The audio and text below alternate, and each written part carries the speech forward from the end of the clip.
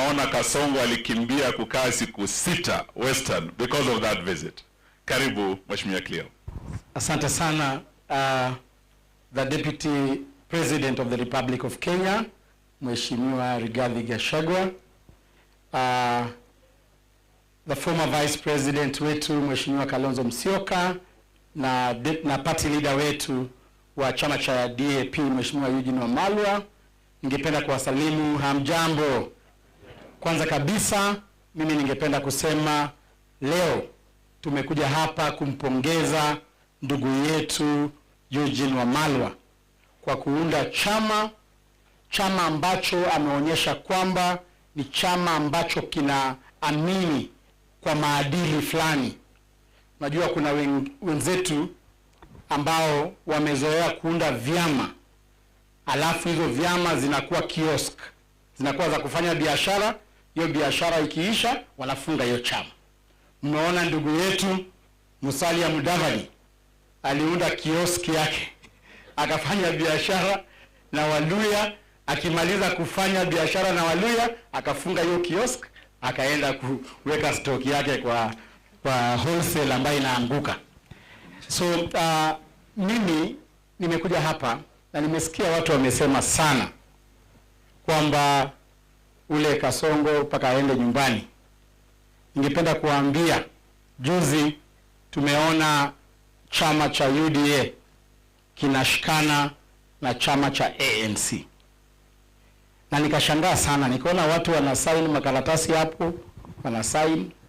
Tungependa kuwatangazia kwamba wale walikuwa wanafanya sarakasi, wale watu wako na register ya UDA, wako na makaratasi ya UDA ni huyu Gachagua na Cleophas Malala. Sisi ndio tuko na makaratasi ya hiyo chama. So wanafanya sarakasi. Membership ya UDA yote 60% ilikuwa kutoka mlima na iko hapa. So mnasaini makaratasi bila members. Mnasaini makaratasi ya nini? Maja ya kufanya nini? 60% of your members are out. Wale wachache 20% tumetoka. Sasa wewe unachukua 20% ya UDA ambayo ilibaki na ANC ambayo haina kitu, mnashikanisha. Sasa hiyo ni maja aina gani? So ningependa kuambia nyinyi viongozi ambao mko hapa, nyinyi ndio mtakomboa Kenya yetu. Na mimi nasikia mnasema ati 2027 Kasongo mpaka aende nyumbani. Ningependa kuambia you have a responsibility to save Kenya right now. Hatuwezi achilia ati tuachie huyu jamaa miaka 3 aendelee kuzamisha nchi yetu. Ni lazima kama tunataka kumtoa hatoke saa hii. We must stop him from doing the evil things that he is doing right now. Hatuwezi ngoja hadi 2027 ndio vijana wetu waache kuabdaktiwa. Hatuwezi ngoja hadi 2027 ndio wamama wetu waache kuuliwa. Hatuwezi ngoja hadi 2027 ndio pesa za umma ziache kuibiwa. So we have a responsibility right now to deal with this man. Saa hii tukimwachia 2027 mtainherit nchi ambayo imeshaporwa, nchi ambayo haina kitu yoyote. Na mimi nashangaa, mimi nasikia tulikuwa na ile manifesto ya UDA ilikuwa inasema mambo ya affordable housing. Sasa saa hii ameacha mambo ya affordable housing, amechukua 1.7 billion kurenovate State House. So tungependa kuuliza viongozi wetu ambao wako hapa, you have issues to deal with right now. The president anataka kuinterfere na kila sekta. Vile mmekaa hivi ashawapangia, ashaona mmemshinda, anataka kupanga sasa mpaka Supreme Court. Ametuma yule Nelson Harvey aende angatue wale majudges wa Supreme Court, wakijua kwamba tumeshamshinda. So anataka kuweka Supreme Court ambayo itamweka mamlakani lazima. Tungependa kuambia Rais William Ruto, tunakujua vizuri sana. Sisi tunakujua. Hiyo mpango yako yote tunaijua. Na tungependa kuambia stop interfering with the judiciary. Wachana na judiciary kabisa. Sasa tunaona yeye alikuwa amekataa kuform IEBC kwa sababu alikuwa anangoja matokeo ya AU ya Raila ndio ajue kama ataform IEBC na Raila ama kama atarusha Raila. So nimependa kuambia Raila pia wewe wamekutega. Wanangoja tarehe 15. So hii IEBC ni kipindi. Vile mwenzangu amesema hapa, siasa ya Kenya imekuwa ya wash. The president is waiting for the results za AU. Ndio ataambia wale select committee, weka huyu kwa IEBC, weka huyu kwa IEBC. Kama Raila atapita, wataweka watu wake kwa hiyo commission. Lakini kama Raila ataanguka, I can assure you, Kasongo hataweka mtu wa Raila hapo, akijua kwamba Raila anakuja anataka kiti yake. So we want to tell you, Mr. President, kwamba tunakujua. Sisi tumefanya kazi na wewe. Huyu Rigathi anakujua. Tunajua hata ukipenduka ukiangalia huku, tunajua masikio yako inakaa. Ukipenduka ukiangalia huku, tunajua forehead yako inaangalia aje. Ukipenduka ukiangalia nyuma, tunajua kisogo yako inakaa aje. Na wacha niwaambie nyinyi wa Kenya, kama iko mtu muoga hii Kenya ni William Ruto. Hata saa hii penye yako anatetemeka tu. Anatetemeka kabisa. So I want to urge our leaders, tushikane. Tusiruhusu huyu jamaa aweke nchi yetu wa kaburi. Unaona ameingilia sasa mpaka chakula ya majeshi. Ati majeshi wetu waanze kupewa chakula na wananchi wa kawaida. Ati majeshi wetu wakose chakula yao ya kukula. Tunakuomba rais, gusa vitu zingine, lakini usiguse ule msingi wa taifa.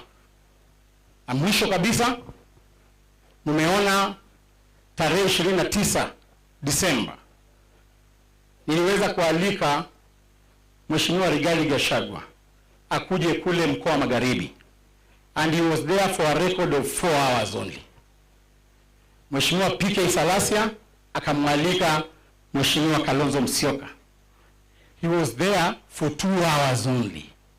So cumulatively, Gachagua and Kalonzo were in Western for 6 hours.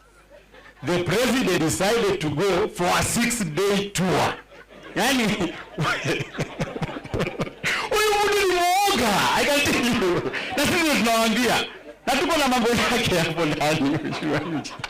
So mimi ningependa kuambia kwamba mkoa wa Magharibi, nimesikia wakisema kwamba they want to isolate the mountain. Ati kwamba Wakikuyu na watu wa mkoa wa Central Province wako peke yao. We want to assure the nation and we want to assure the people of Central Region kwamba mko na marafiki. You are friends in you. Mko na marafiki pale Western. Huyu Eugene yuko hapo. Mimi niko hapo. Salasi hako hapo. Natembea hako hapo. Mko na marafiki kwa Wakamba. So you are not isolated. So huyo rais anadhania anawa-isolate, kumbe anaji-isolate. So we want to assure you that sisi, umesikia ati kuna vyama mingi ambazo zimeshikana. Chama ya Wiper, DAP, lakini kuna chama ingine inakuja. Ya ina jina, lakini inakuja. Tungependa kuhakikishia kwamba hiyo chama haitakuwa chama ya mlima vile wanajaribu kuipaka matope. Hiyo chama itakuwa chama ya kitaifa, and we want to pledge our commitment that we are going to work with this coalition. Asante sana na Mwenyezi Mungu awabariki. Thank you. Asante sana ndugu yangu Cleo. Sasa nataka nilete rafiki yangu kutoka Gusiland. Huyu jamaa mnajua ya kwamba kulikuwa na whistleblower alikuwa anaitwa Amenya.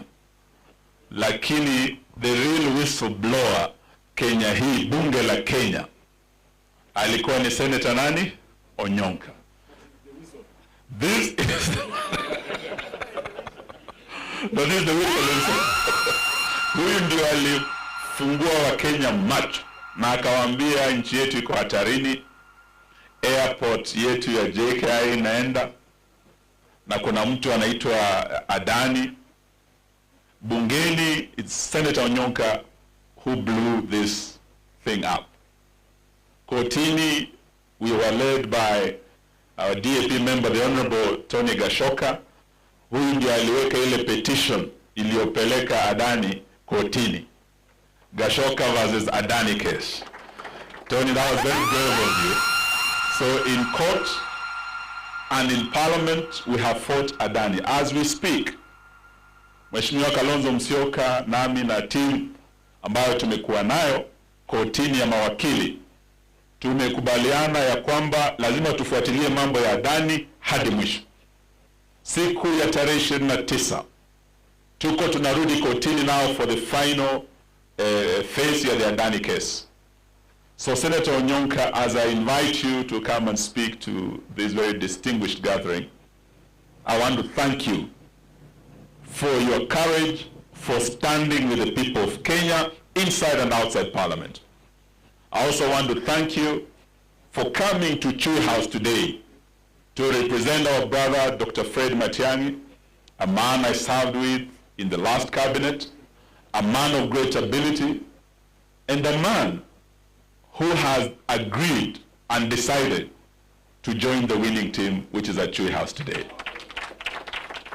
So leo sitaki niseme kubahatisha, hapana. Mambo yalianza kama ruma. Tunasikia Kalonzo na Wamalwa wanaungana. Tunasikia Kalonzo na Wamalwa wanaongea na Gachagua. Tunasikia Kalonzo na Wamalwa wanaongea na Matiang'i.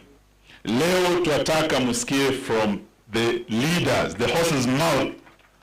Je, Kalonzo ako pamoja na Wamalwa, ako pamoja na Rigiji, na Matiang'i ako nao ama hayuko nao? Mungependa kupata jibu leo?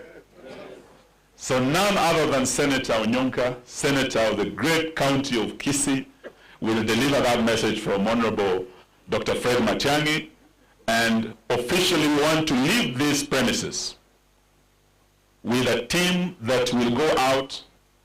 As they broaden the broad-based government, we are going to broaden the opposition and to strengthen it every day to ensure we send Zakai home. Senator Onyonka, karibu. Asante.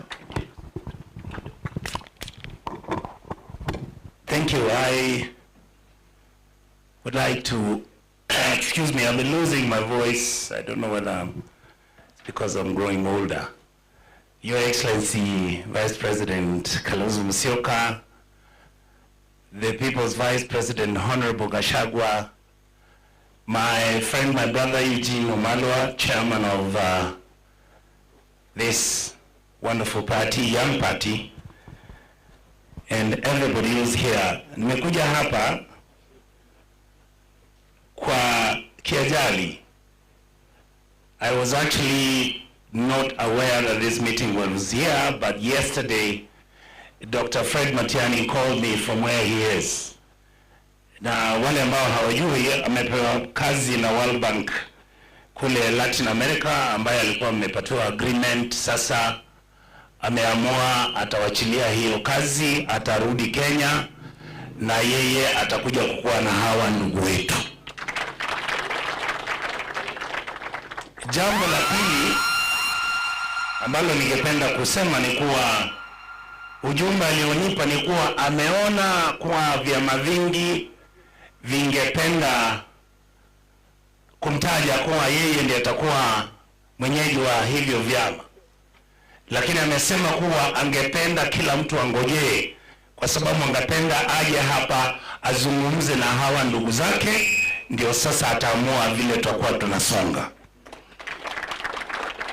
Lakini ile message nitawapatia ni kuwa wale ambao tumekuwa tunafanya kazi na chama cha ODM, tumefanya hiyo kazi kwa heshima. Imekuwa miaka 25. Tumembeba mzee Raila. Hata wakati mmoja, wakati ilikuwa mbaya sana, sisi tulikuwa tunamshika mzee, tunasema tuendelee mzee, pengine Mungu uweze kujua ya Mungu yako vipi. So ningependa kusema kuwa sisi watu wa eneo la Kisii wote wamesema tunarudi hapa kwa huu mkondo hapa, na wamesema candidate yetu ambaye atasimama urais na hawa wengine as equal partners ni Dr. Fred Matiang'i ambaye amenituma, na huo ndio ujumbe nimeleta. Finally, I want to tell you the last thing he said, and I'll reflect it because I hold it very dear to my heart. This country is in a mess. Can I tell you how your country is in a mess?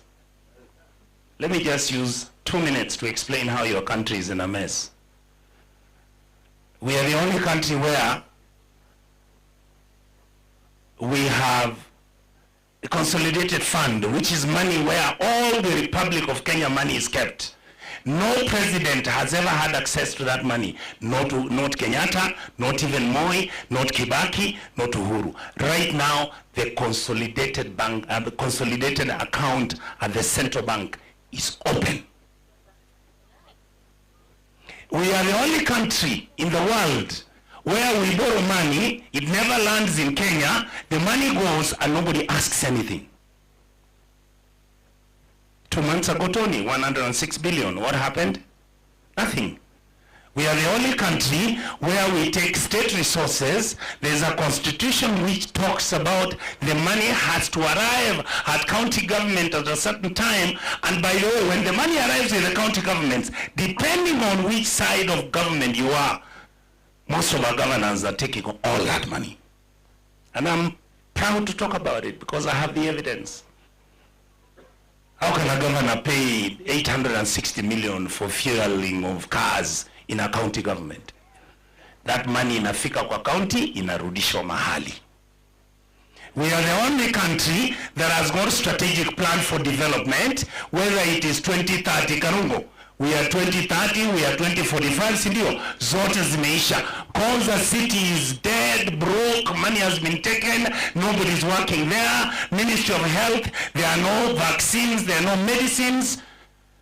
We don't have a country. We don't have a country. Now we are moving into the military. We have a budget of 3.4 trillion. Now they are going to 4.6 trillion shillings. For doing what? Not a single serious government project. When you ask them where the money is, they say they are paying the debts. When you tell them show much, so as how much you have paid, they don't say. Sasa ndugu wa Kenya, mimi ningependa kumaliza hivi. Nyinyi wazee mko hapa. Kwa hisani yangu binafsi ningependa kuwasihi hivi. Tafadhali mchunge nchi yetu isiende mtoni. We are expecting you to change what has been happening in this country. Don't get power and go back and do the same things that William Ruto is doing. I thought it's important I say that. Finally, I want to say this. All of you have distinguished credit. Mheshimiwa Gachagua, you're tough. You're a very tough nut. Keep it up. As I've heard my brother say, history will vindicate you. Keep it up. Eugene Wamalwa, thank you for your energy, your effort. You've been talking to me, and I've been saying, yes, we can change Kenya. I know what you stand for. Mzee Kalonzo Musyoka, you know I've worked with you for over 20 years. At one time, you trained me in the Ministry of Foreign Affairs. I want to tell all of you who are here, this country completely depends and relies on you. All I can promise you is those troops you're going to send, we will work with you, we will sacrifice ourselves. Jana mtu alinipigia simu akasema unyuka siku hizi sijui unakaa namna gani, hao jamaa anasema hata wanaweza kuja wakupige vikiboko. Me, I have children now, finished school. I don't need money. Honestly, I don't have to steal public money to be where I am. I don't. And we tell the president, we don't disrespect him. Karungo, have we ever disrespected the president? No. Even my friend Salasia, we are telling the young man, govern, Mr. President, govern. Go and do things in Central, build roads, enable money, take kids to university. When we say university funding model is not working, it's not because we are stupid. It's because somehow you guys do deals to make money out of government deals. When we say SHA and SHIF and SHE are failing, it is not because we hate you. If today I wasn't a senator, how would I go to the hospital? At least the Senate pays for me. There are people who are complaining and saying this thing is not working. When we say all your roads are being done, when, like I saw the other day from Nandi County, one of the MPs are saying, boss, this is how I've been seeing my colleagues. One guy gets 1.6 billion shillings to do roads in his place, and me, I get 50 million. We can't have a country that is unequal. Honorable Malala, we have to change. We are going to change the DNA. We can't have a country that is based on dealing where corruption money exchanges hands for the 3 years that the government is supposed to work. All they do is share that money in anticipation for elections to come, so that then they can use the stolen money to go and bribe your voters so that the voters can vote for them, and the cycle continues. Isn't that the case? I know what I'm saying is heavy. That is the case. That is where we would pray that we go. Thank you so much, all of you. And I wish to say that we'll continue as a team. And yule ambaye anaogopa shauri yake, sisi tuko. Mungu abariki. Asante. Mumeridhika? So you've heard it from Dr. Fred Matiang'i. Musiambiwe, it is happening. And this is the day that we're not just unveiling a building here, a building called Chui House, a building that will be the headquarters of the 5th largest party, the Democratic Action Party of Kenya.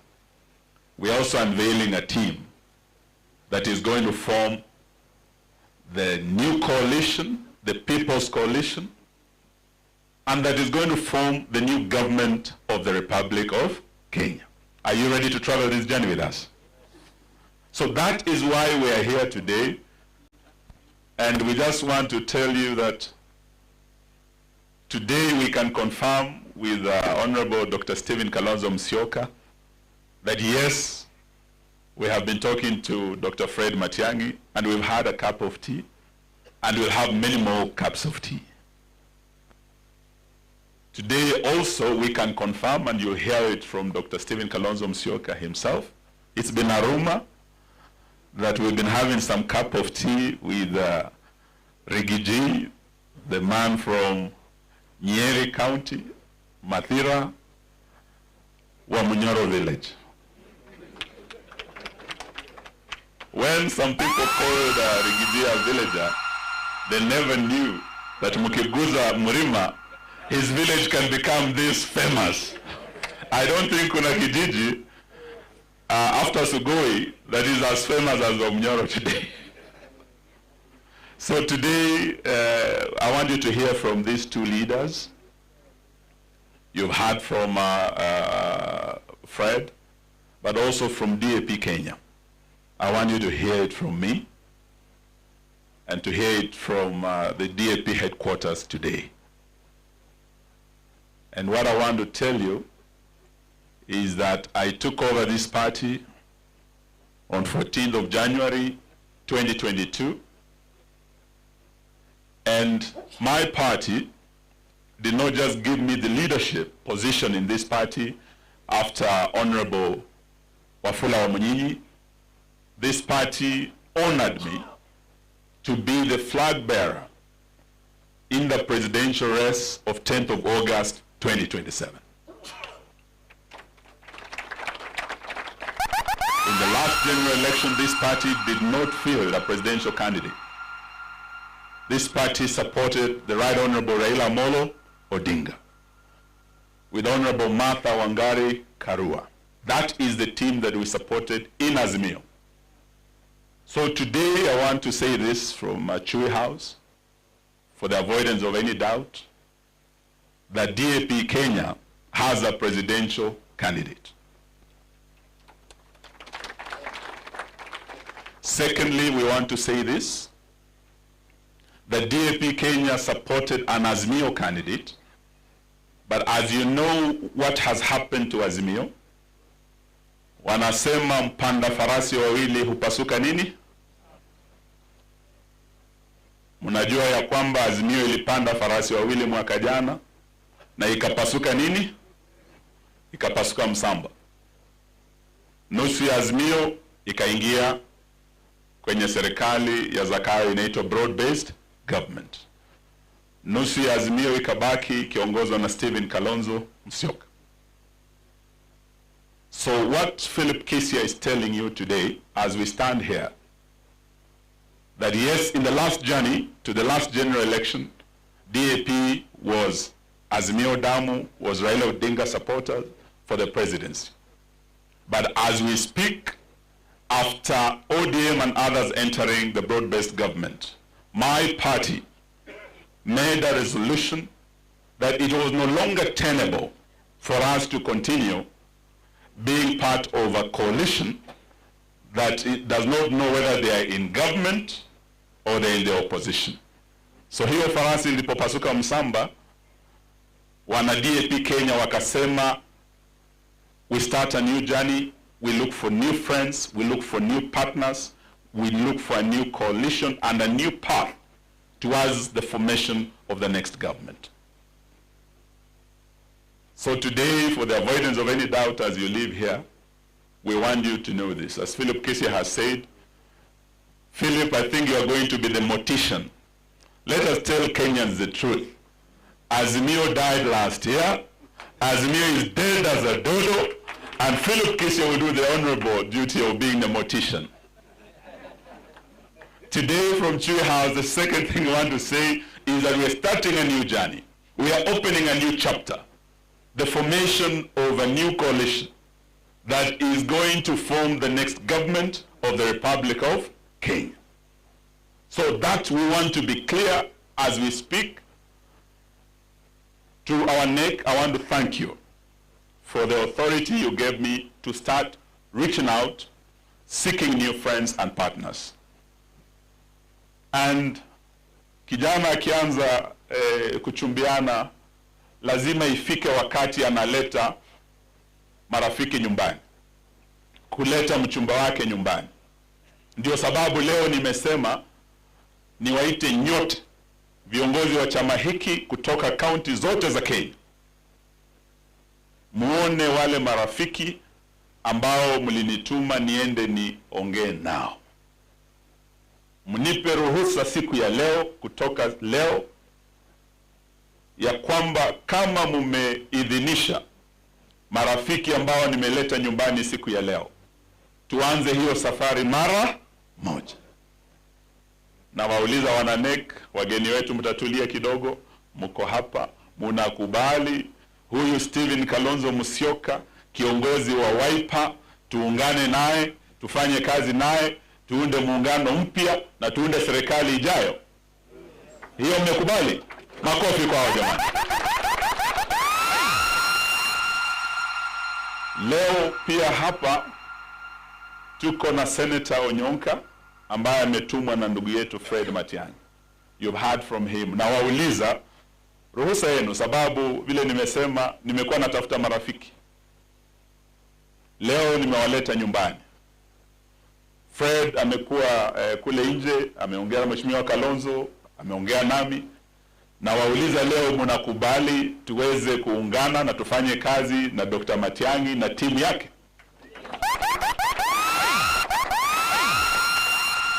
Leo tuko na Rigiji, the truthful man, the second deputy president of the Republic of Kenya. Malala amenibia siri kidogo, amesema iko gari mpya iko inakuja, iko inaundwa, inatayarishwa hivi karibuni. Tukitoka Chui House, Rigiji atakuwa anatualika kwake, iwe wa Munyoro, iwe wapi, tujue jina la hiyo gari na tujue jina la hiyo chama, na tusemezane naye na watu wake kama wanakubali tutembee pamoja.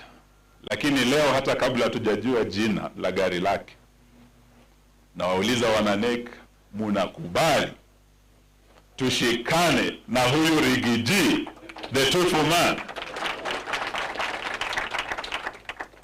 So nimeeleza kuna wengine, tutakuwa na mikutano nyingi. Mheshimiwa Martha Karua, Peter Munya na wengine.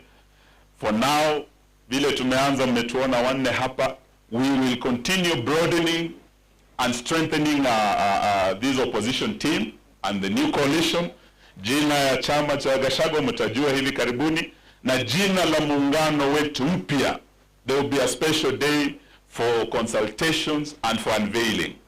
So when that day comes, tukiwaalika, haitakuwa Chui House tena. Muwe tayari, safari inaanza leo. Siku hii pia is a special day. Tumekuwa tunasukuma mambo ya IEBC. William Ruto has deliberately blocked his reconstitution of IEBC. We have by-elections all over Kenya. I think we have almost over 6 MCAs. Tuko na wabunge nafikiri wawili. Ona mbunge nafikiri wa Magharibi sijui wapi. Lagdera. Hawa wamekaa bila representation. And this is in violation of their political rights under our constitution. And as we speak, the main delay imekuwa wanaojipanga, they broaden their government, wanangoja uchaguzi wa AU.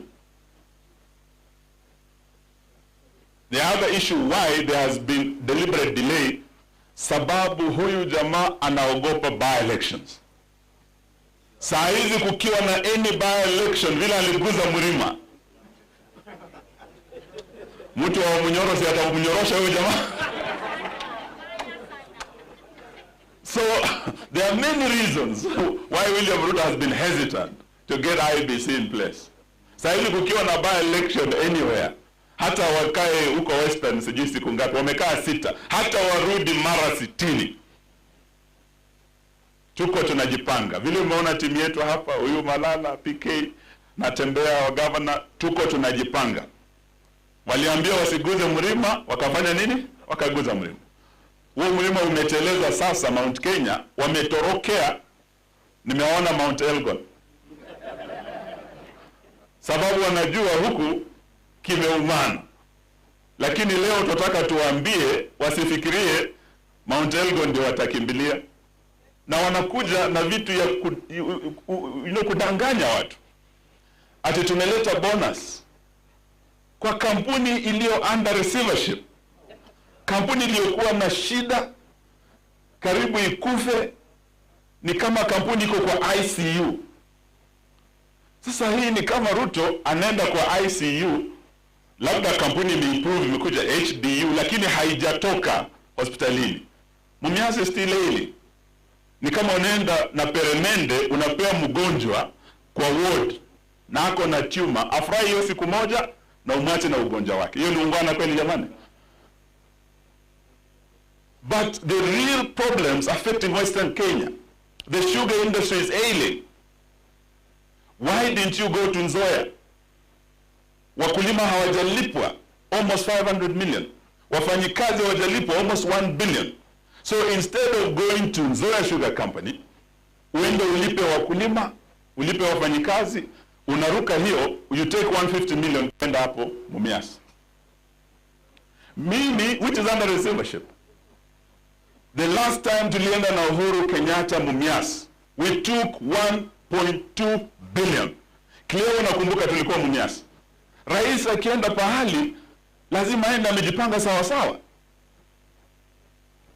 Mimi ilikuwa rais akinituma kule Nzoia, the minimum angenituma nayo was 500 million. Tukiwa na huyu wa Mnyinyi akiwa mbunge wa Kandui. At no time have I gone to Nzoia na 100 million or 150 million. Hiyo sio kazi. Rais hawezi peleka pesa kidogo kama hiyo na unataka upigiwe makofi. Hiyo ni kazi angepea Salasi aenda afanya. Hiyo ni kitu angetuma hata PS wake na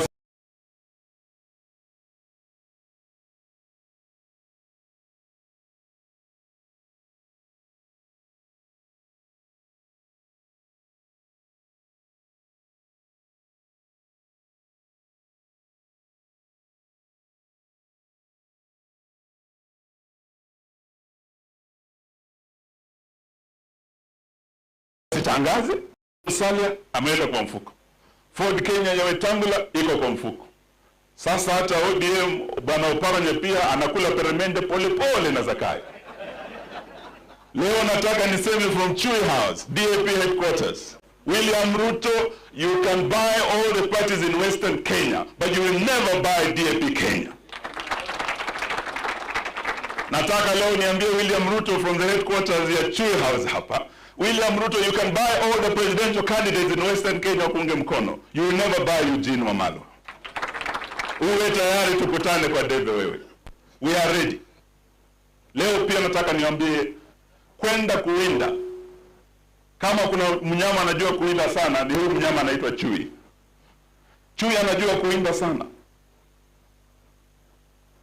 Na wewe ukienda kuwinda chui, Wakikuyu wanasema garei itago na mudo na mudoni. Chui sio rahisi kuwinda namna hiyo. Sasa leo nataka niwaambie sisi tumeenda mawindoni. I was there with my late brother na Kibaki na Ngilu. Walianza kunywa chai watu watatu. Vile tunakunywa chai tuna Kalonzo na Gachagua. Waliunda serikali hawakuunda. Kuna wakati mmoja aliuliza wanaume wawili wanafanya nini na mama mmoja kutoka Ukambani kwa hoteli kila siku. Kumbe serikali inafanya nini? Inaundwa. I want to tell you my friends today. I might be a young man but I'm a bit politically experienced. Mimi nilikuwa hapo na my late brother Wamalwa wakikunywa chai wakiunda serikali. Wamalwa alitoka Western, alikuwa na rafiki yake kutoka huko Nyeri na rafiki yake kutoka Ukambani, wakaunda serikali. Forming a government sio kitu cha muujiza, ni kitu cha watu kukaa na kupanga pole pole. This is how governments are formed. And today from Chui House, if you doubt me, let me tell you today, the next government of the Republic of Kenya is being formed here today. Mimi nilikuwa na Uhuru na Ruto. Tulikuwa vijana katika ile serikali ya Kibaki. Tukaunda kitu inaitwa G7. Na huyu Kalonzo. Tukajipanga.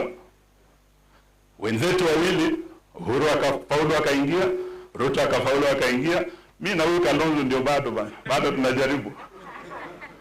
Lakini tunaamini ya kwamba wakati umefika.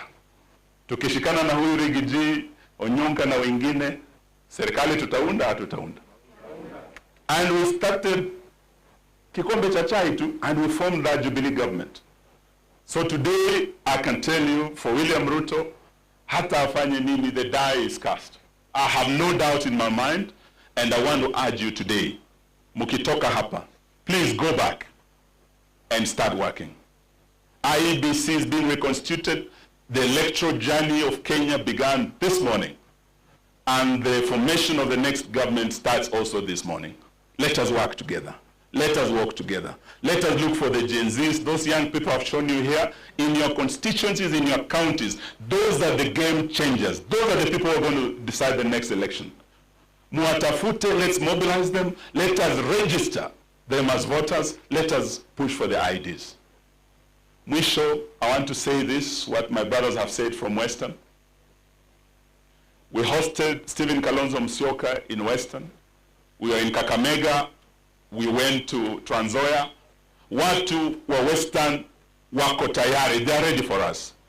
We hosted Bwana Rigiji and we saw the reception in Kakamega. Leo nataka niwaambie, yale wenzetu wamesema Western the last 6 days does not represent the position of the people of the Mlembe Nation. Yule alitamuka anaitwa Dan Wanyama. Dan Wanyama mimi ndio nimemleta kwa siasa. I was his party leader New Fort Kenya. Ni kijana mstaarabu kabisa wa Salvation Army. Kila Jumapili amevaa mavazi meupe. Hajawahi tamuka mambo kama hayo. When I was his party leader, he never did. Wakati ameingia UDA, kapata party leader mwingine anaitwa Ruto, ameharibu mtoto wetu jamani. Because ile script Dan Wanyama amesema akiwa Bungoma, sio script ya Dan Wanyama, ni script ya William Ruto. We know Ruto because We know he has been there. 207, 208. The 41 against 1 line. That was Ruto's script, and he was the chief architect of the 41 against 1 when he targeted one community. And he ended up at The Hague. William Ruto, I want to tell you today, do not try to go down that road again. We will not allow you to isolate any community. We will not allow you to demonize any community. That will make you a candidate for impeachment. If you have impeached Gachagua because of tribalism, then isolating Mount Kenya, demonizing Mount Kenya, makes you a tribalist and a candidate for impeachment and a candidate for ICC. We will take you back to ICC, this government. Hiyo tutaka tuseme leo wazi. That we will not compromise. Kenya will remain one indivisible nation under God, as it is enshrined in our constitution. We will not allow ourselves to be taken back. And we challenge NCIC. Why is it that hawa watu wanatoa matamshi yanaogawanya nchi kwa misingi ya kikabila? Dan Wanyama hajashikwa hadi sasa. Iko gavana Otuoma wa Busia ambaye ameonya hataki aone Gachagua ama huyu Kalonzo wakitembea Western Kenya. Why have they not been arrested up to now? We want to tell NCIC, Waswahili wanasema usipoziba ufa utajenga nini? Ukuta. Wazungu wanasema stitch in time saves 9. We want to tell this government, let us teach this thing in time. We will save 9. We will save lives. We can never go back down that road. Yeah, 207, 208. That is where DAP stands. So sitaki niseme mingi, nina wageni, nataka pia waje waseme nanyi. But to tell you that as DAP, we're very proud of our stand on corruption, because we are dealing with one of the most corrupt presidents in the history of Kenya and in the history of Africa. Na juzi ameorodheshwa kuwa the most corrupt president in the world. Can you imagine someone ametambuliwa na dunia yote kuwa rais mfisadi kwa wote, ati ndio anakuja Western kutusomea mambo ya ufisadi? Ruto, you're not qualified to talk about corruption. You are the chief priest of corruption. Yani, huyu jamaa is the most corrupt president in the world. Sio Rigidia amesema ama Kalonzo ama mimi. Dunia nzima inatambua kule Kenya, pahali inaitwa Sugoi, kuna jamaa anatoka huko ati ni rais wa Kenya and he is the most corrupt. So, hayo ndio mambo tutaka tuseme. You've earned that title, Bwana Ruto, but we are about, because we must end corruption in Kenya, we are about to give you another title. The title you have is belonging to the legion of extraordinarily corrupt presidents of the world. It's a very dishonorable title. We'll give you a lesser dishonorable title, and that is the title of joining the ranks of the one-term presidents of Africa. We want you to join Goodluck Jonathan of Nigeria, Bwana Ruto. We want you to join George Weah of Liberia and the president of Botswana and Ghana. You are going, and this is the team that is going to send you home. Mtuangalie vizuri. This is the team that is itafanya Kasongo asonge paka wapi? Sugoi. Muko tayari jamani? Muko tayari? So, Leo, we want to hear from our two brothers. We are very, very lucky that in this neighborhood, Mheshimiwa Kalonzo was the first to come here. In fact, yeye ndiye angekuja anikaribisha hapa leo because we are in his neighborhood. Yani sisi ni majirani, opposite this gate, Wiper wako hapa nje. Lakini namshukuru sababu amenisaidia kupata makao hapa. Your Excellency, nitaomba ya kwamba huyu Rigiji pia tumtafutie tu kasamwe hapa. Because as we form the next government, we want to be consulting very closely. So Rigiji, kuna makao mazuri hapa tu. We would like you to be our neighbor also. Na Onyonga ambia Fred pia kuna maofisi zingine. Ujue Kalonzo anajua hii area, he can advise you. So that tunapanga pole pole mambo ya serikali ijayo na vile tunasongesha Kasongo wapi? Sugoi. So nataka kwa heshima nialike Mheshimiwa Kalonzo because we are in his neighborhood. Aje aseme nanyi, na vile vile mnajua ya kwamba amekuwa kiongozi wa ile azimio iliyobaki. Tunataka as we form the new coalition, yeye awe na ile nafasi ya officially invite Rigiji to join our team. Ujue tumekuwa tunakunywa vikombe vya chai, hatutasema ni ngapi ama wapi, lakini we want today to unveil this new movement. Thank you. And for you to officially invite Rigiji to join us. Thank you. Tutembee pamoja. Asanteni, Mungu awabariki. Well done. Asante sana ndugu Eugene. DAP Kenya, mwanzo mpya. Mwanzo mpya. Actually, it's a true beginning, come to think of it. DAP, congratulations on your 3rd anniversary. Na vile asante. Na vile vile kwa kuzindua makao makuu mapya within the neighborhood. But as I was driving in, I noticed a very big kibao pale near the petrol station. DAP Kenya, kubwa sana. Ungeweka pia ya wiper iko hapo. Yetu tunaanzia hapa. Tunaanzia karibu hapa. Hata sisi basi tutaenda tuweke hapo. Na wenzetu hawa pia wakija waweke yao pale. So that the country will know the headquarters of the incoming administration. Kwa hivyo ni furaha tele. Peter Salasia sijui kama bado yupo ako pale. Ile ni kijana wa ajabu ile. Amesema niwaalike pia Saikuru. Sio tu Zito Monyoro, Mheshimiwa Rigiji. Na kule kwingine kuna Ishaweri vile vile tulienda huko one of these days. So Peter, I will invite you. Kwanza nitaenda na wewe peke yangu nikakuchinjie kambuzi, na pengine kama hujapata mchumba nipatie kasichana huko. You know, we had a commitment mbele ya padre pale kwamba lazima uoe bwana. Huko na changamoto kubwa pale. But don't be in a hurry, as I told you, don't be in a hurry. Because ukiwa kwa hurry, wengine hawatajua watakutambua kwa sababu gani. That the newest member of DAPK, executive member for Mumias East, wengine watakupenda vile ulivyo. But you are bold and very decisive. So I congratulate you for showing leadership to the younger generations. I think we need to give them a big clap. My brother Eugene Wamalwa, congratulations.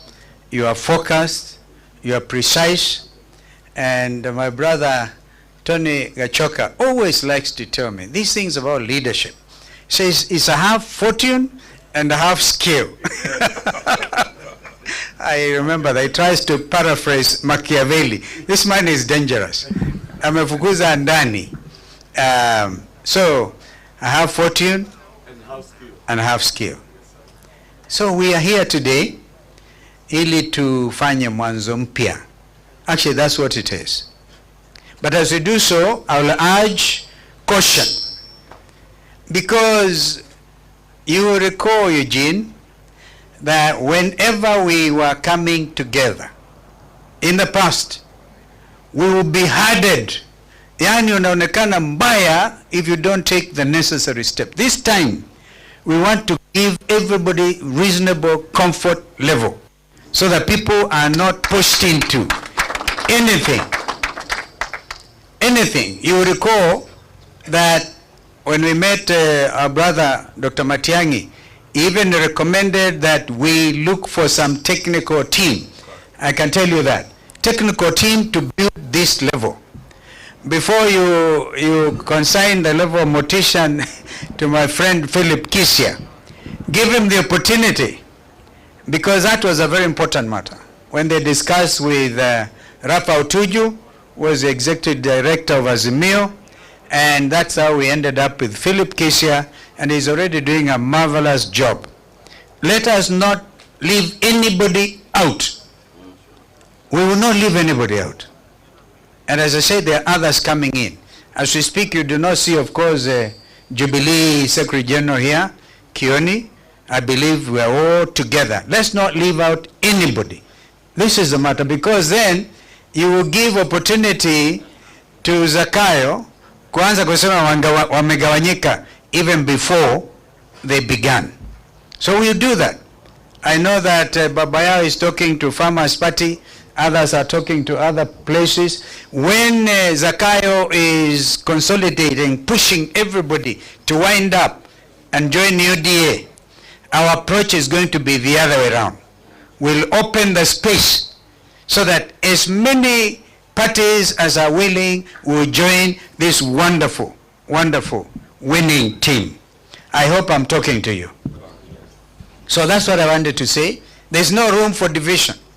We will not allow it, so that another good friend of mine from Mingo, the other day he was actually saying, my friend Steve-O, akirudi huku pia, if he doesn't watch his mouth, that is Weta. I don't know how to disown friends. I was with Weta and Raila, kumbuka kule, wakati after 2013 elections, ile sumu ya gas tulikula na yeye. One time I'll tell you a joke. I was wearing the wiper cap, and then we are demonstrating that Hassan people wametuibia kura waende. And then we are outside the university towers on University Way. Tunapigwa tear gas. If you didn't know, if you didn't know what happened that particular day, we have fought, and we can't afford. We must get killed. I didn't know that Raila could fit into the driver's seat. Hapo alikuwa gari yake imepotea, akaingia kwa ya Orengo. Natafuta Weta simpati. Tukapotea, and we used to end up eating kwa mama samaki on Kilimani. And tunajipanguza machozi, tear gas. William Ruto anaenda huko Kambana akasema, the last time I saw a whole former vice president, he was sitting on the tarmac. It's time now to sit on the tarmac. Tukiendelea namna hii. Pia yeye akule dust kidogo. And this is for the good of this nation. I believe it strongly. So when I talked of Weta, he talked of this is going to be murky, a divorce. Was describing a divorce between Ford Kenya and ODM, because he had been dispossessed of the position of the deputy minority leader, or the minority leader in the Senate. Maybe he actually accomplished that. He was very, very, very noisy about it. So we are going to do things differently within whatever remains of Azimio. We recognize, of course, that DAP has pulled out. You took a resolution, we respect it. We know that Mother Karua's NAC Kenya pulled out and gave notice. We respect that. That does not necessarily mean we are not going to get together again. It could be a strategy, because we saw our sister mother and our brother Rigiji up there, a very cold area in the mountain. We must continue to do things. We must do this thing differently. In fact, sometimes you do so, our sister Kate, to confuse them, because you know them. You are dealing with very crafty characters. So we need to be able to be very, very deliberate. We are not going to be announcing every step. My friend Eugene, let's not announce everything to these people. We have to be strategic. Wacha tuwakamatie chini. Sina mna hiyo? Wangapi anasema tuwakamatie chini? That is my advice today. Yesterday I advised Sifuna, Secretary General of ODM, and Salasi, I'm sorry I annoyed you, that I said bado tunaongea nawa. Sifuna was talking beautiful language. Beautiful language.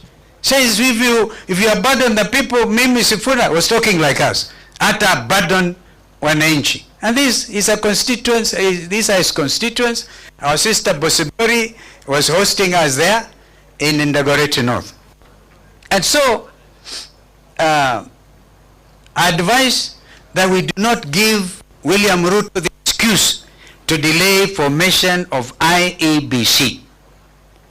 I'm happy that He has already gazetted the names, and as we speak, out of the 9, I think 7 have already been sworn in by the Chief Justice. And I say it because another young lawyer viciously argued, Njeru Ndegwa, you cannot allow Professor Law Adams, he's in the advisory team, William Ruto, and therefore this is another. And I realized because Wiper was unfairly blamed for delaying the process. Now the truth is known. It was not us. It was William Ruto, through instructions given to a judge in Kiambu, who has vacated her own situation, dismissed the application, and therefore paving the way for the selection panel to be put in place. So now I say, Professor Law Adams, because he went in as Azimio, and Dr. Kokemoli as Azimio, right?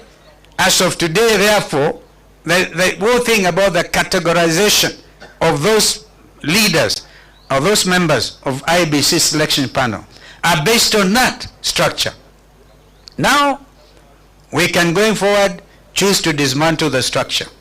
And I think Philip Kisia, who is the executive director of Azimio, whatever remains, because we have Billy still holding on, we have Wiper holding on, we have Kano. Remember that we had One Kenya Alliance, and I think we were with you by that time. One Kenya Alliance. So some of these things, I'm just saying, we must be strategic so that we do not make it obvious. Indeed, it's going to become, let it come up and hit. Remember, there were people, Kenyans also, on social media, who are determined to get the new team going forward. And I saw myself invited to Limuru 4 conference. Limuru 4 kufanyika. But I know the urge by Kenyans, they want us to get together, drive out this situation. Senator Richard Onyanka, I really agree with you. I can't agree with you more. If there's a leader who has been reborn, in my view, and speaking the language of the young Kenyans, and not afraid of anything, it is Senator Richard Onyanka. So, what you have told us here is like a tip of the iceberg. I think I want to agree with Malala. When I met Malala today, we laughed. I remember the last time, this man is able to organize tremendous. He organized a big rally for Matungu, remember? We were campaigning for a candidate, One Kenya, Namulindo. Big organization. So I wondered what happened. I still want to ask a few questions. What happened? And therefore today, ladies and gentlemen, I can tell you what is happening now is the real thing. You know, I took a position before the impeachment of the deputy president, the second deputy president. We consulted. We actually went on a retreat. And we took a principal position because the country was saying, not regarding Gachagua alone, but even William Ruto amtangulie. So they were saying, remember, kufa driver, kufa makanga. So we say we will not allow makanga na kufa peke yake. And that is why we took that principled position. It was not for the love of Regi G. I can tell you I've never myself at that level interacted closely with ndugu huyu Regi G. I haven't. But I can also disclose that they have been talking very closely with my brother Eugene. You know, be strategic. Mwambie Eugene kutana na yeye. Saa ingine tunakutana tukasema this thing is not right. Injustice anywhere is injustice everywhere. So Bwana Wambugu, I also thank you for standing with our brother here. One time I went to Nyeri, I had all kinds of reasons to say no to Rigathi when an opportunity arose. Because they had that MP for Nyeri town was a tough organizer. Nilienda kule nikapigua kelele ya ajabu. When I went there, we met with our brother Rigiji at Ndarasha, that terrible incident, the tragedy, when we were burying those children. He briefed us, tukaingia Nyeri town. I saw a different Nyeri town. By the time we were in Karatina, if I was the MP for that area, I would resign mapema. Kama kuna mtu anachukiwa na watu ambao wamemchagua, from what I could see, I don't know what the name of that MP is. I would advise him mapema, resign, tafuta kazi ingine, mwambie Zakayo kupatie ambassadorio, uame Kenya hii. Because even there will be an election. The other reason they are delaying this whole thing about IBC is because they know now under the constitution you can recall some of those MPs. Wanaogopa hiyo kama kitu ingine. And I want to prepare our people. Now that IBC is there, tafadhali mujiandae hawa watu wawe recalled. Because they have acted unjustly. They have supported corruption. They have, above all else, stood for a government that abducts its own citizens. And I want to pause it here. My academic brother, Tony, I want you to argue with me when we leave this place. My argument is abduction is worse than detention. At least wakati wa detention ulikuwa na kitu inakuwa signed, unaweka mahali. Abduction, it is something terrible. It's a crime against humanity. Therefore, Cleophas Malala, I agree with you. Are we going to wait? Tunaimba kuwa 2027, ukutafikika jameni namna hii, with people abducting Kenyans. Mama mzee Joki complaining about SHA. Trying actually to advise them, this thing is not working. You send 20 policemen to abduct a Kenyan mother against all known humanitarian and international statutes relating to the freedom of the person. In other words, this administration, Ruto, has overthrown the constitution. So how can you live with a government, and unaamini 2027, which has already overthrown the constitution? That is the problem I have, Tony. I have that problem. Let me now tell you this. Even as IEBC selection panel wameanza kazi yao, do you know that the secretariat of IEBC, led by somebody, Marjan, I don't know the name, Marjan or somebody, is getting instructions from the former Commissioner Molu, who is Ruto's advisor in State House. Now, let me get that document, ndugu yangu. They've already put a tender to procure for the next 3 years without an IBC commission in place. It's already on their website.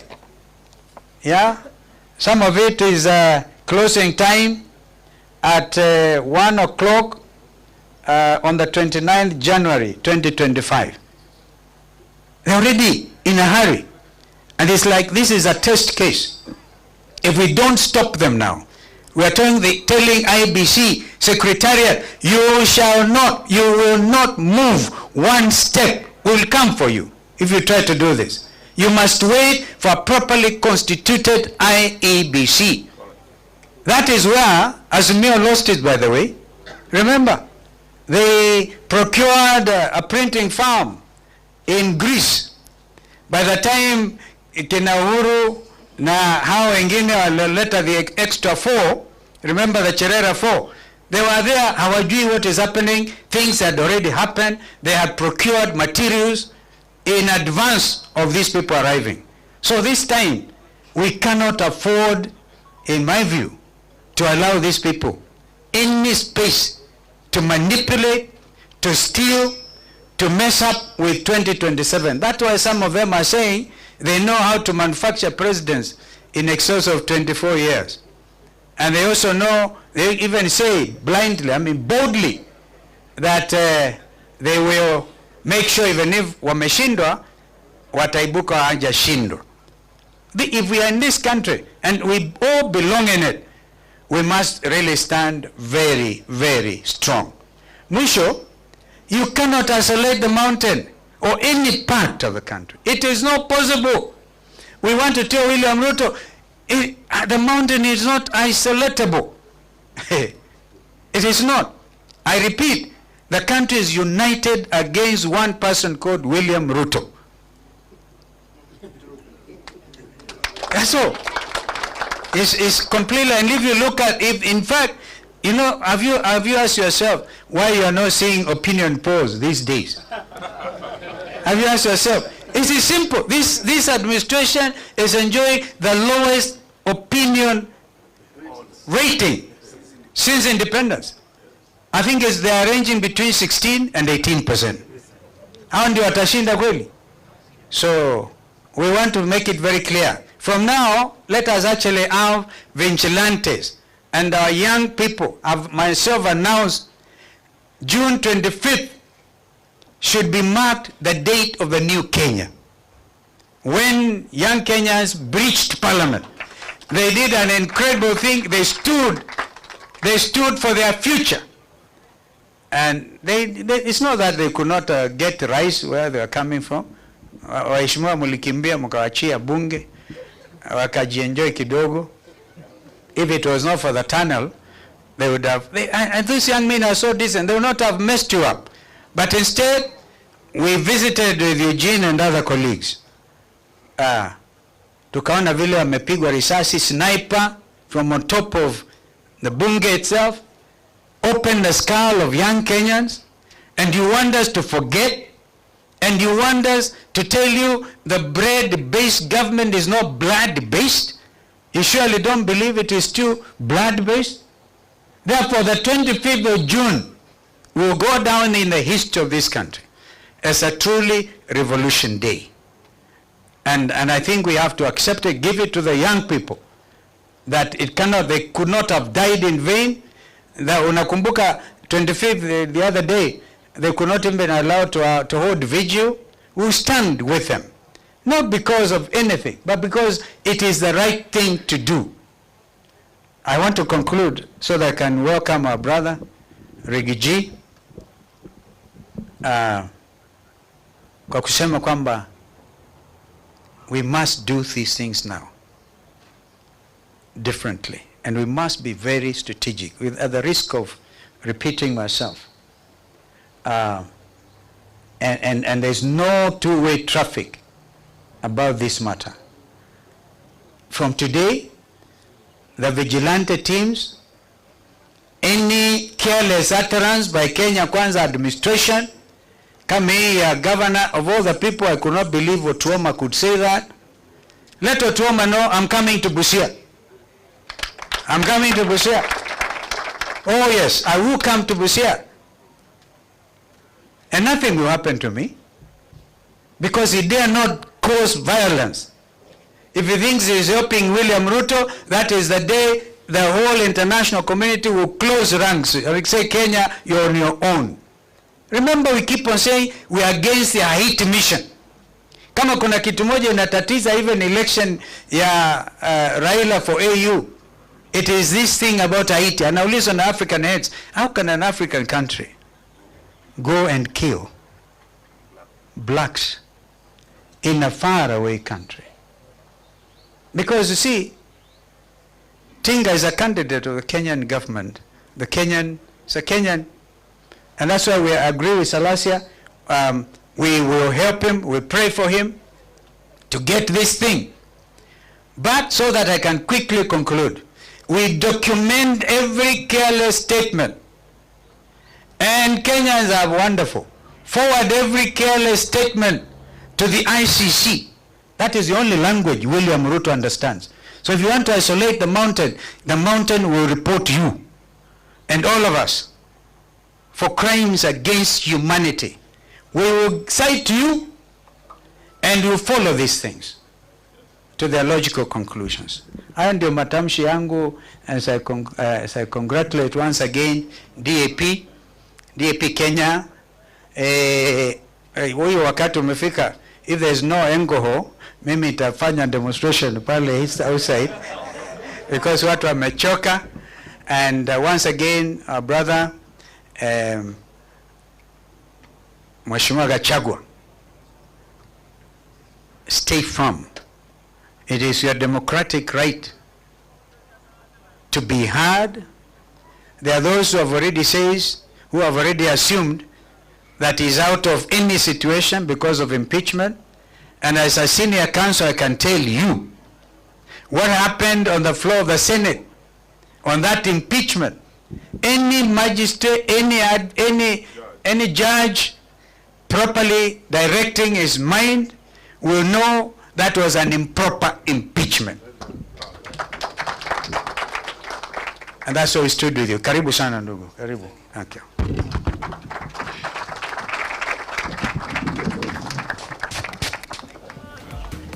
Express. Express.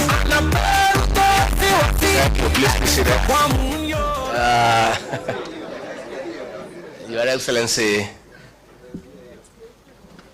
former Vice President, the Honorable Stephen Kalonzo Musyoka, Kiongozi wa DAP Kenya, the Honorable Eugene Wamalwa, honorable members, senators, MCAs, and all leaders present. God is good, and all the time. Nisalimieni kwa Bwana Yesu asifiwe. Asanteni sana. Party leader Eugene Wamalwa, let me also offer my congratulations to you, your NEC, and the party of DAP for the unveiling of your offices here today, and I'm honored to have been invited because it's a great milestone in our democratic process, and as we embark on a journey to liberate this country from bad governance, corruption, and dictatorship. And I am very elated to join this team of distinguished leaders in this country who have played a significant role in our democratic process. I have come with many senators and members of parliament who we work with as a way of showing our solidarity with this team. I want to give my commitment and that of my team and our supporters, and there are many, they are in millions, that we are part of this team and we'll walk this journey together to liberate this country. And we shall make whatever sacrifices necessary to make sure that William Ruto is a one-term president. People have short memories. President William Ruto has a very short memory.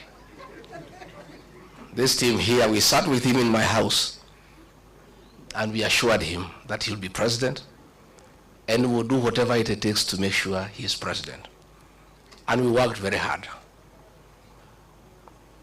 And we took him to State House. And when he reached there, he put aside everything we had agreed on how we need Kenya to be. We had 47 economic charters with each and every county agreeing on the economic interventions that will be required for each county. He put them aside. We had agreed on the payment of pending bills for our business community to bring money into circulation. He put that one aside. We had agreed on the bottom-up economic model of putting money into people's pocket. The minute he reached State House, he changed course. He got a small team of economic advisors and came up with a very brutal program of removing whatever little money was in people's pocket from their pockets. Along the way, I could not agree with him. I couldn't agree with him because I'm a very principled person. And I told him, boss, we have lost focus. This is what we told the people of Kenya. We had assured the people of Kenya that we will never carry out evictions and demolitions that are inhuman. And when he made a decision to evict people from Nairobi River along the line, and the Nairobi River Commission was in my office and he asked me to lead that program, I told him I can't do it because it's against my principle. And he said, you must do it. When we had the Finance Bill 2024, I was a lone voice in cabinet telling him, listening to the people of Kenya, they will not accept this finance bill. And it will leave us with an egg on our face. He became intolerant. He became dictatorial. And the government that he leads is a one-man show. I can tell you today. All those ministers you see there, they are flower girls.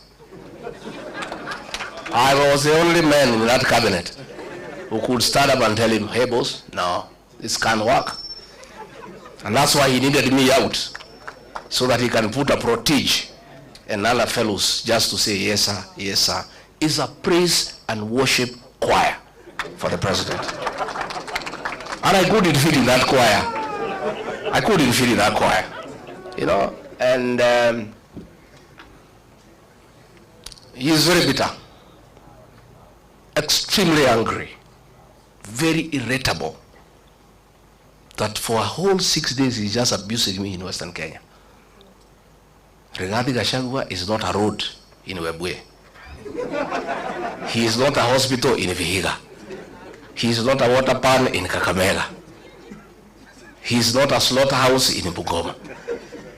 President of the Republic of Kenya has gone to Western for 6 days, just talking about Rigathi Gachagua, occasionally Kalonzo Musyoka, because he's bitter that his voting bloc, the one that made him president, the Mount Kenya bloc, is gone and gone and gone forever. And I told him, it is his own undoing. I told him, don't touch the mountain. See the Bible. If you read the Exodus, I told him, don't. Many times. But it's because he has some young MPs he moves around with. Young boys who are born in towns and brought up with Stererak. They don't know the community. So they tell him, no, it's okay, no problem. Mulima ni yako, wewe ulikuja huko mwenyewe. Hawa watu ni wako, hata ukitoa huyu weke huyu hakuna shida. Nikamwambia mimi ni mzee. Hawa watu mimi nawajua. These fellows on the mountain, they hate betrayal and they hate deception. Because of what Mzungu did to them, they hate betrayal. And you yourself, President William Ruto, you are beneficiary of my community's distaste for betrayal. When they decided that Uhuru Kenyatta has betrayed you, they turned against Uhuru for betraying you in their view and voted for you. And you are not one of them. They hated one of their own to support you, and you are not one of their own. If you betray one of their own, you will tell me the story. Today, as we speak, his messages of condolences are unwelcome in the mountain. And you know that's the lowest it can go. You know funerals are very solemn. In my community where I come from, even if it is suspected you had a hand in the death of the person being buried, people still allow you to come and even give condolences. When people say they cannot listen to your condolence, you know it's over. The other day we were in Embu, and they are trying to blame Justin Muturi Bidan because the people rejected his condolence message. The president wrote him abusive messages the whole night, threatening to sack him. But even if you sack Bidan Muturi, nothing will change in that area. Nothing. And I told him, and he cannot say I did not tell him. Because me, I'm an honest man. I sat him down, I said, boss, now, why he's annoyed is because 47% of his support, 4 million votes, iko nje. Sasa anategemea ati Raila akienda AU, he can transfer zile zake. Zile za Raila zilikuweko za Wiper, they are not there. Ile ya Mlembe is not there. Hii ya Kisii is not there. Huyu jamaa amekwama. Amekwama. And I can tell you, because I know him, he is cornered. Kazi yetu rahisi sana is to stay together and unite our people. Mimi naomba jamii ya Mlembe. Amekuja huko anaita mimi mkabila. Ati ndio mimi nisisaidie nyinyi. Siku nilimsaidia, hakujua mimi ni mkabila. When we voted for William Ruto, we knew he's not a Kikuyu. 87% of my people voted for him. We knew he's not a Kikuyu. 13% voted for Raila Odinga. We knew he's not a Kikuyu. We had our own candidate called Wahiga Mwaura. We never voted for him because we are not tribal. Saa hii ameona tunashikana na watu ya Wiper, ameona tunashikana na Mulembe Nation. Na hapo Mulembe Nation ndio naona amekwamia hapo. I think this is last hope. Sasa anakuja huko kusema ati mimi ni mkabila, ati ndio msinikaribishe tusifanye pamoja. President William Ruto, hear it from here, Chui House. The same way Mulima ilisaidia wewe, it is possible tunaweza saidia hii watu ya Mulembe. It is the same way tunaweza saidia huyu Kalonzo. Na sisi hatuna contract na wewe, deni yetu na wewe tulimali. We had intended to pay you in 2 installments. Tukakupatia the first installment, ukagusa Mulima, hiyo deni ikafanya nini? Kaisha. We owe you no debt. So anaenda pale Western, anasema tumefukuza huyu Rigathi Gachagua, and he is corrupt. William Ruto, my friend, do you have the moral authority to talk about corruption?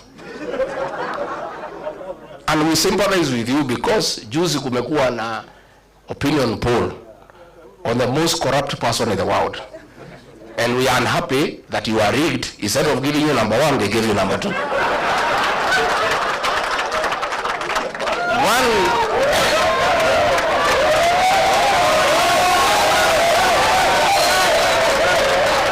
Let me say, I want to say, let me say, President William Ruto could not agree me to stay in government because I could not agree to corruption. The State House of Nairobi is the real center of corrupt activities. And there are watu wawili, moja anaitwa Adil na mwingine anaitwa Jayesh. These are the conveyors of corruption in this country. Na ndio watu wenye she and sha. Ndio wale watu ya Adani. Na hawa watu wakija kuona rais, hata ukiwa deputy president kama minister, utamungoja hapo saa 5 akiongea na hiyo watu wakipanga hiyo mane. So Mr. President, be an honest man. Look for a mirror before you talk about corruption and look at yourself.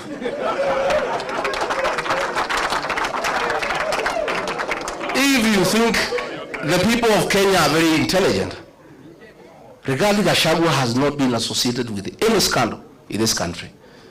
So wewe unaenda pale unasema he is incompetent. In matters of incompetence, Mr. President, I tend to agree with you to a certain extent. Serikali yako ni ya uongo, kutenga, kudanganya watu. Uliandika mkataba na watu ya Western, ukamjema utajenga 1000 kilometers, hujajenga. Umekuwa hapo juzi unafungua transformer. Wewe mimi ulitaka nikusaidie kudanganya wa Kenya. In matters kudanganya wa Kenya, Mr. President, I'm incompetent. Absolutely. I accept. Because hiyo alikuwa anataka tuende ku-launch barabara na anajua hakuna budget, tukitoka matinga inafanya nini? Sasa hiyo ndio kazi rais anataka nimsaidie. Ndio anasema huyu haelewi programu za serikali. Sasa kwenda kupeleka matinga ukijua hakuna kazi inafanywa, hiyo ni programu ya serikali. He was telling me to go and defend Adani. Tulikuwa na Wamalwa huyu mheshimiwa na Onyonga kwa mazishi Kitale. Huyu Onyonga akaamuka, akalima serikali mambo ya Adani. Na mimi nakaa tu pale, I don't want to nod because I'm still in office. That Adani thing is the worst form of corruption in this country. So mimi nilipoamuka, I never responded. So one of the PAs ya mkubwa akanipigia simu. Mtu yuko huko, mtu ya 36. Wewe ni deputy president ya saa ngapi? Maana ya deputy president, you speak last. Dio ile maneno yote iko baya serikali ukanu. Kwa nini huyo Nyonga alilima serikali mambo ya Adani and you are not defending? Nikamwambia I cannot answer you. Tell your boss to call me. So president amenifikia, nimemwambia mimi siwezi. That thing is corruption. I cannot defend it, Mr. President. I cannot. That is why he is saying I was not defending government programs. Sasa corruption, is it a government program? So wanasema ati I'm incompetent. Hii mtu hakuna kitu anaelewa. Sasa kama serikali ni wizi tupu. Sasa what is there to defend? Walinipeleka Senate ati nimekataa watu watolewe Nairobi River. Walinishitaki nimekataa watu wafukuzwe Marigiti Market. Those are things I could not do. Ukiangalia hii maneno ya affordable housing, it is the worst fraud against the people of Kenya. And it's good today I tell the country. And those are things he was telling me to go to TV to defend. I told him I will not. Mimi pia nikichwa ngumu. That housing, initially we believed the president. That ni ya kuleta ajira, nini, maneno kizungu mingi. We looked okay. Until it came to my attention, it has nothing to do with housing. Ni biashara. Ya kwamba PS wa housing. Ukitaka kujenga affordable housing, you must go and sign a subcontract na kampuni ile tauza simiti na chuma na mabati. Na hiyo kampuni watu wale wakubwa zaidi Kenya wako ndani ya wapi? So this housing levy inatolewa kwa watu ya Kenya is to make sure these houses are going on, ndio hao wauze simiti, wauze chuma, wauze mabati. That is what the president is accusing me of not understanding and being incompetent. Sasa mimi nauliza, na mimi nataka niseme, I want to assure the people of Kenya, this team I see here, and when I listen to the people of Kenya, because I listen a lot,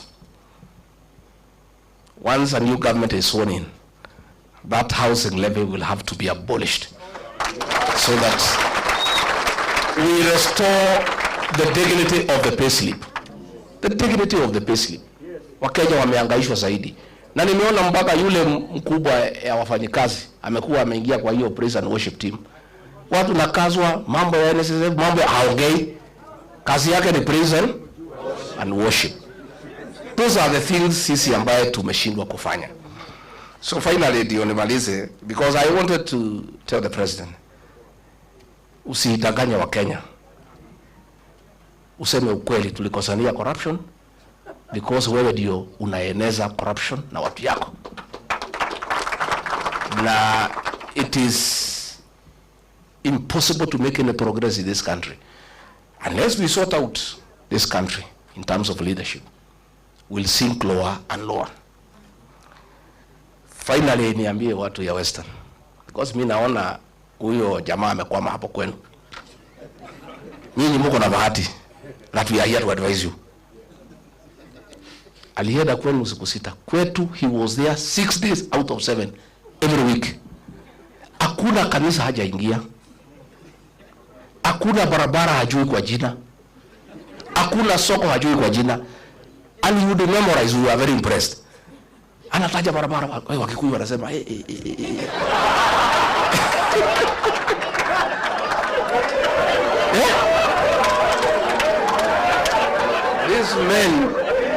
These men called a community that has pride, a community that's hardworking, that is rich. Watu wamesoma. He called all of us, our bishops, our reverends, our pastors. Hata huyu Waititu na mimi Rigiji, he called all of us. Alikuwa anakuja kuhadharia osho. Sasa amekuja kwenu Musangalele, Mwalamu. That is the same script. Nyinyi mkikubali mtalia vile watu ya mlima wanalia. All this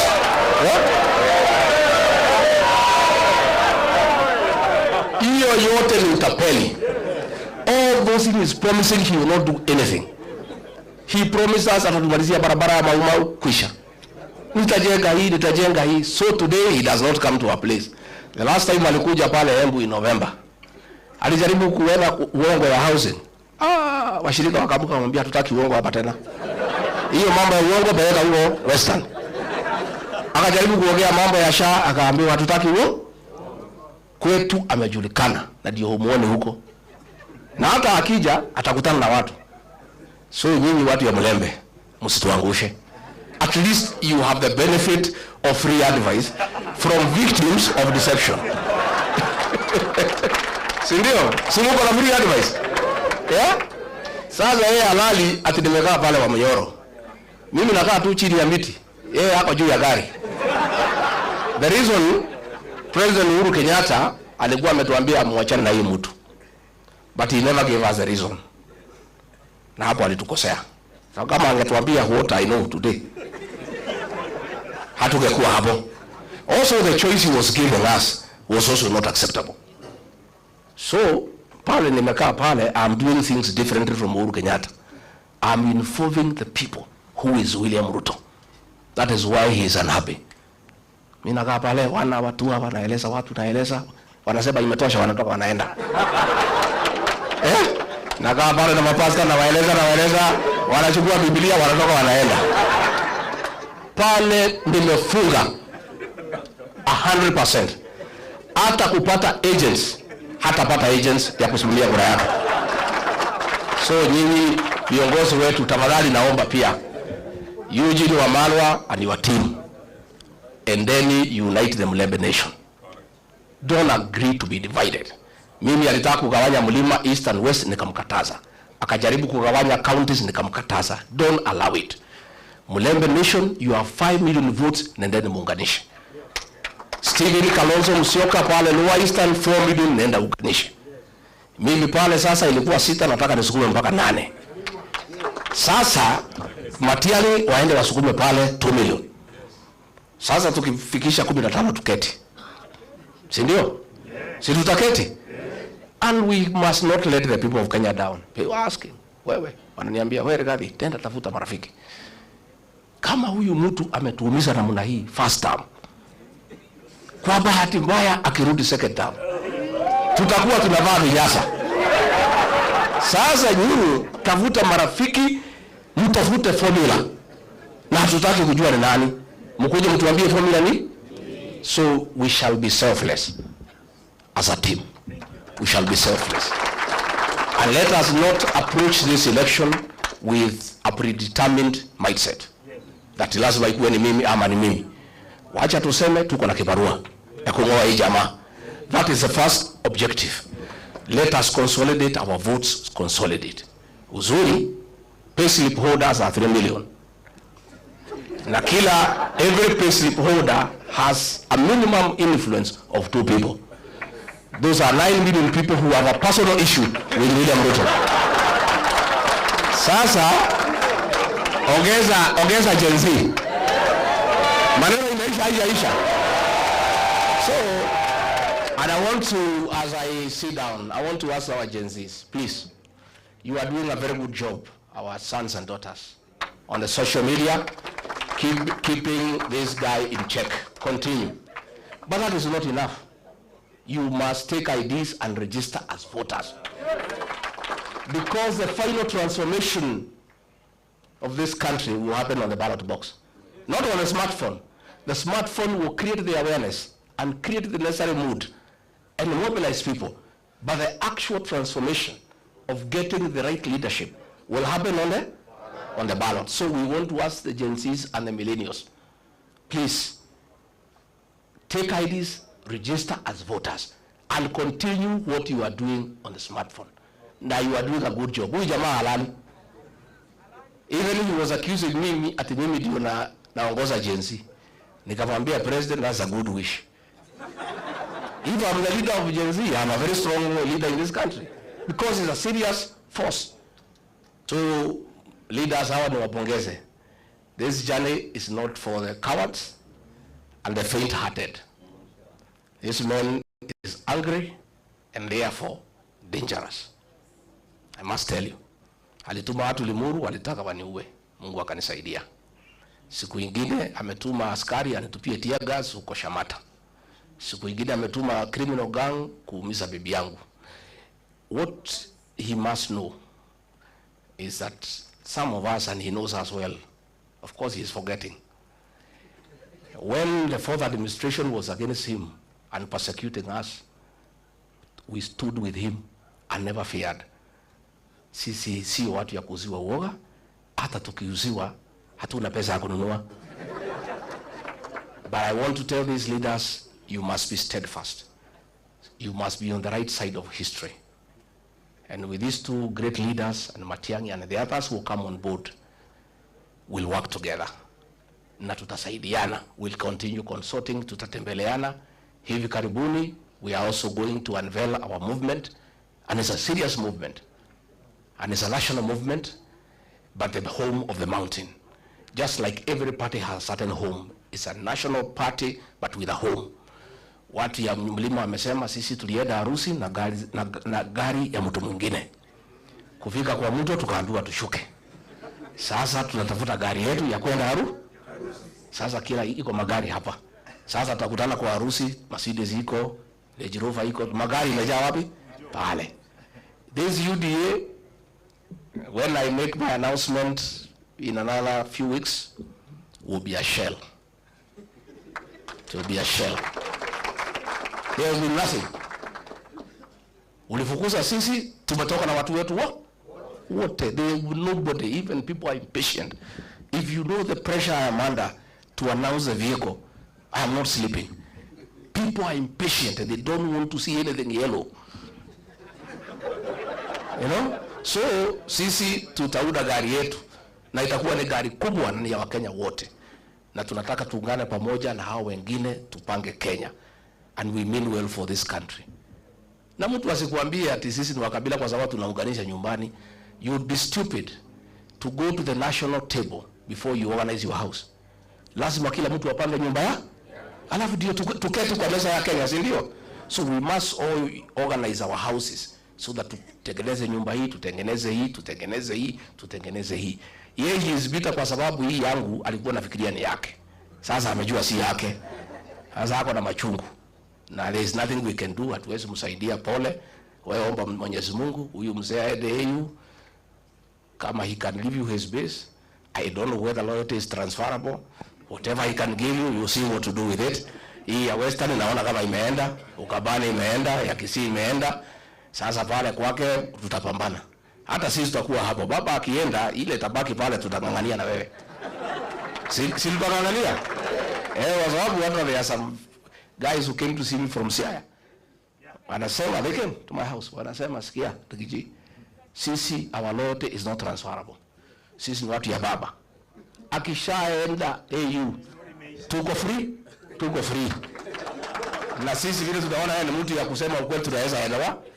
So, even that Nyanza, baba akienda, will be there also.